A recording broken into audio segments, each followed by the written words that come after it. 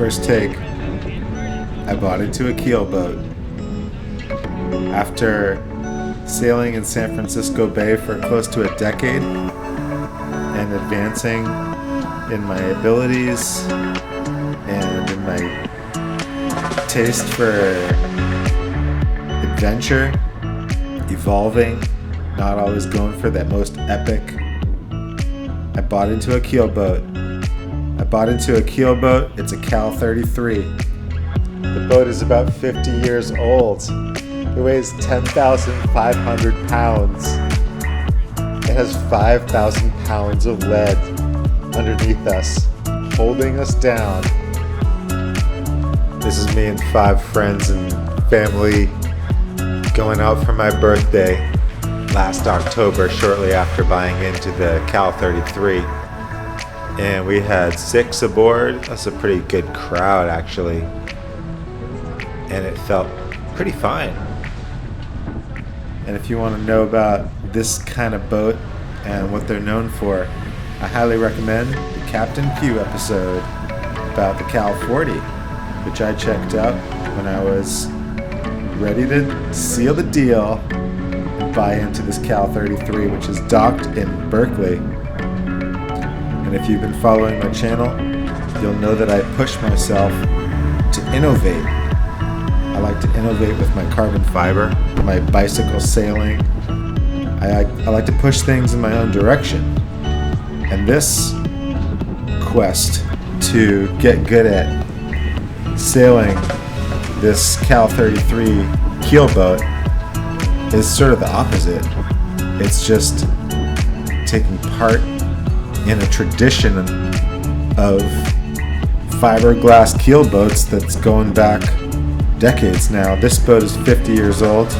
It was known for being one of the first fin keel boats, and believe it or not, it was considered very fast in its time, and its bigger sister, the Cal 40, won the Transpac race more than once.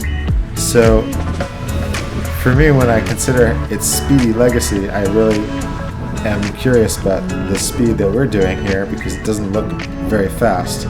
Looks like I could walk faster than this boat, actually.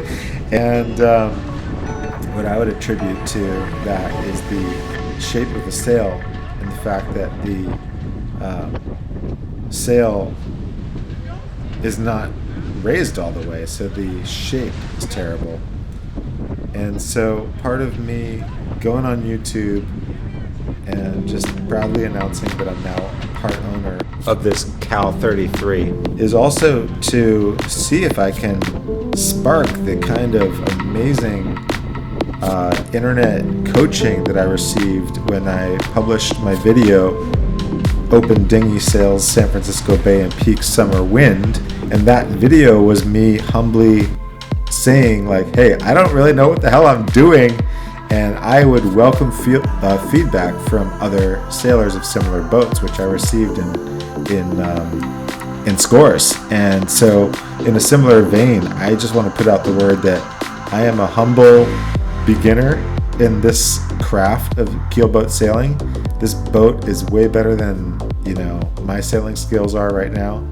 And I love the fact that it has 5,000 pounds of lead holding us down and allowing for really basic mistakes like the shape of this mainsail right here, and also just not quite at this phase of things knowing our maneuvers. This is Nick at the helm. Everyone's getting ready right now for our tack. Probably breezes in the 15 range, just like not that many wide caps.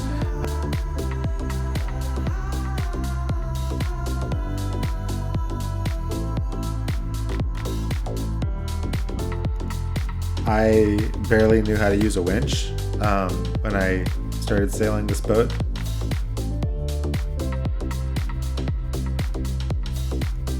I barely knew how to use a winch when I started sailing this boat. Okay, now we head into the tack, and Nick's calling it out. Everyone's getting ready to do their part here. It's a pretty slow tack, but we do make it through the wind. And on the starboard side, we start pulling in the jib to an acceptable place. The main sheet is right on the center line, as though we haven't wanted it to go yet or something, and we head back into the wind. We're trying to figure out why the tension is holding the main. Turns out it's the light green jibe preventer, which we release and continue sailing. This is last October 2022, shortly after buying into this Cal 33. One of my earlier sales, and a sale in which we made some really sloppy mistakes and made it home safely, thanks to the evolved design.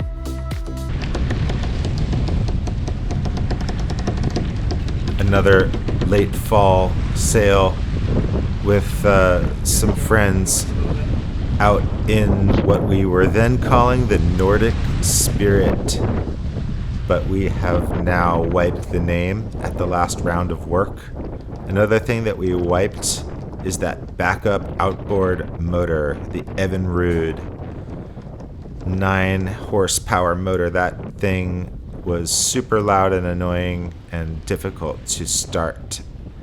We have cleaned it off, and we're using our inboard, which is in really good working order right now.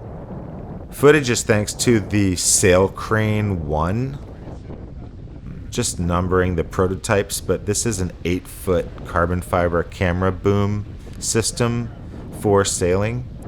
Main differences between Sail Crane 1 and 2 is Sail Crane 2 has a line control where you send the camera out, and Sail Crane 1 you have to balance a selfie stick, 8-foot selfie stick essentially, and place it on the mount, which can be a little bit... It's not something that you want to do in high wind and high waves. The latest GoPro cameras have horizon leveling, and this makes it a lot easier to deploy at the end of the stick. You don't really even have to point them that accurately. With these Sail Crane systems, I'm paying very close attention to how that stick looks in the footage. I'm thinking about what paint or finishes I would want to use so that it handles sunlight in a less harsh way than this.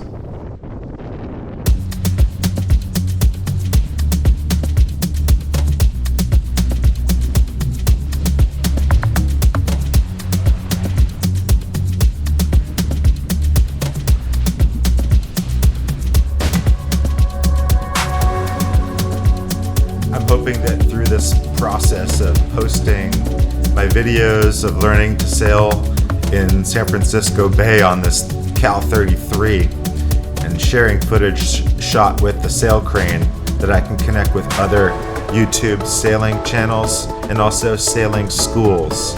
I think sailing schools would be a great use of something like the Sail Crane, because you could easily capture every single lesson and then review the footage, or have the student review the footage on their own time to learn from their mistakes.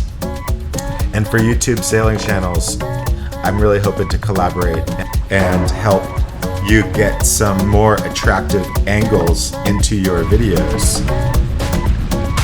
I suppose you could do this kind of thing with the drone, but man, that just seems a lot more stressful to me.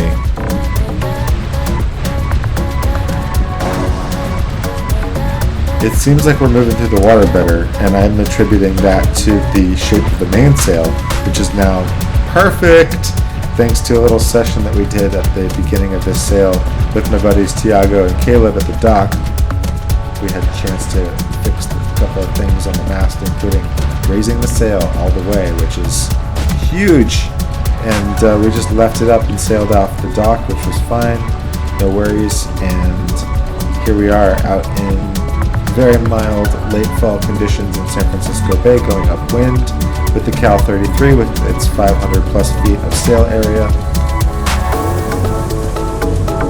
heading back to the marina, we decided to try to pick up this piece of flotsam. It's a big chunk of styrofoam. And of course, this was a challenge both for us environmentally to try to yank some trash out of the bay, but also to practice our man overboard skills, which are, as you will see, very beginner. Here we are reaching for the big chunk of styrofoam with a hook, missing it.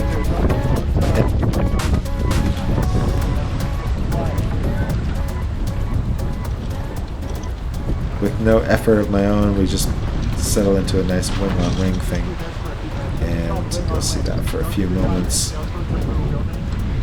I actually do not know how to induce wing-on-wing sailing, and I would appreciate any tips on that, because later in the same session we tried to make this happen again and it didn't.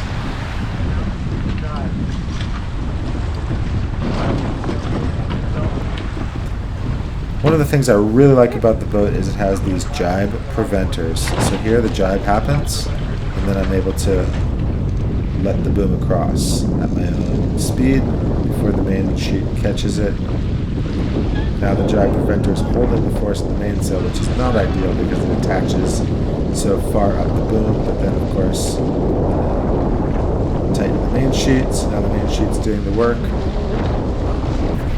Our technique was to try to sail up to it and stall, and then land right next to it at just the right moment. What I heard after this, which makes a lot of sense, is to try to execute a stall upwind of the trash or the person so that you can drift back towards them. Here's another attempt using the same technique, but still having bad results.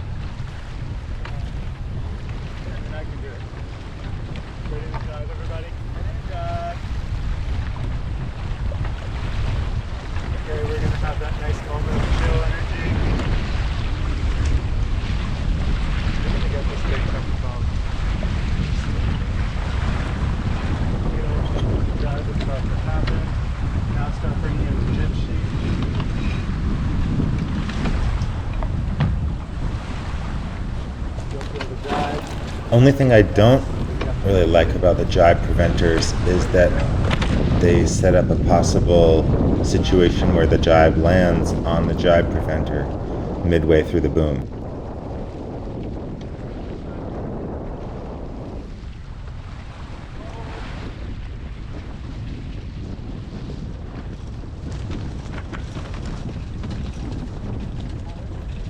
This is one of the biggest differences between this Cal 33 and my 350-pound sailing, rowing, bikeable dinghy, the first mod. In the first mod, it's pretty trivial to reach over the side and pick up even a big piece of trash like this one.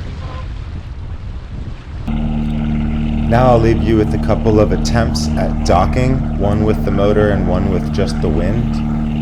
And as we listen to the sounds of this motor, it is a good chance to just speak to some of the old school connections that I have here on YouTube and say I'm the same person.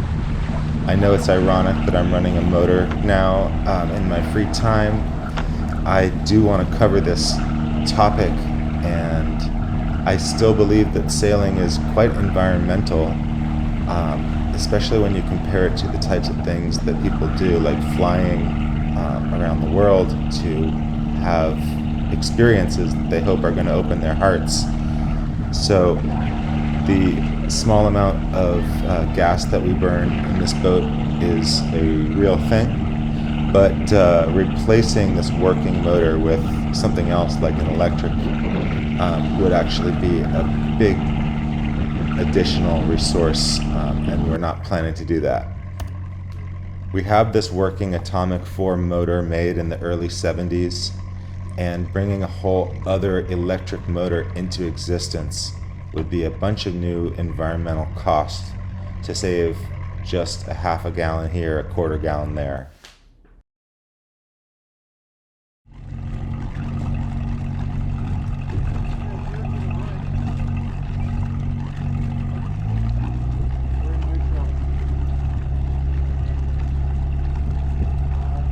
Thanks for watching. I'll keep you posted on how it goes learning and growing as a keelboat sailor here in San Francisco Bay. Our boat is owned cooperatively, and we are open to connecting with new co-op members through YouTube, so I do encourage you to message me if you're interested. Wow, it's pretty easy to dock when you have 5 helpers, each handling their own line and stepping off and everything. Thank you.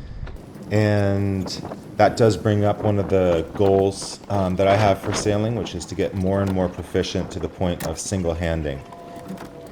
In my next video that I'm working on and editing, it's a single-handed journey to Redwood City and back, and I'm looking forward to sharing that with you. Single-handing is a lot of fun. Sailing with friends is fun too.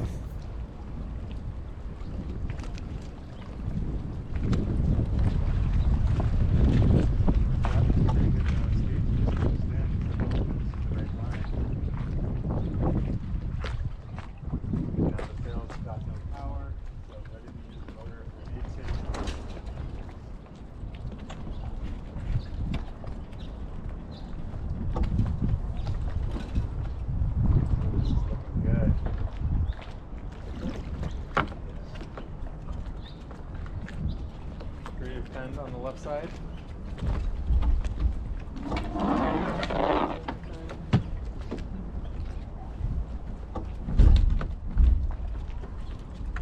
Good job.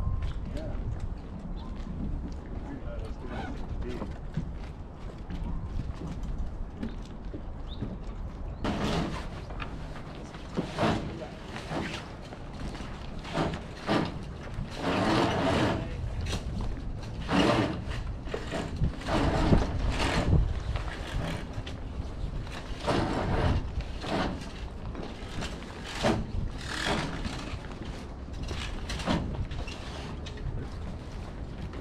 And then we have to find the sail ties, which I think here maybe you stashed somewhere here.